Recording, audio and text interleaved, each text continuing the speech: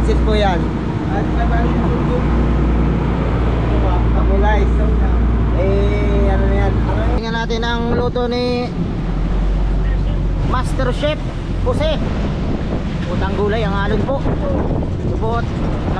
Naintindihin si Rizan. Malakas-lakas po.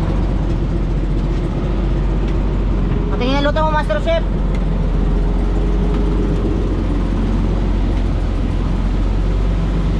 Ay, ba't ganyan? Parang walang kulay.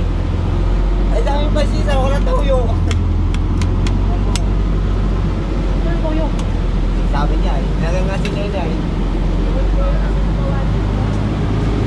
At mga nakagawa po sila, Puyat po yun at Timon. Parang yan natin kulayan, ang buong kulayan. Oo, kulay. Po mga tao. Hanap. Lakas-lakas po ngayon. Puro po kami basa. Walang tuyo. Hapon po basa. Ha? Ito. Parang aranula yan ah. Ha? Po, Master Chef, tingin ka man lang.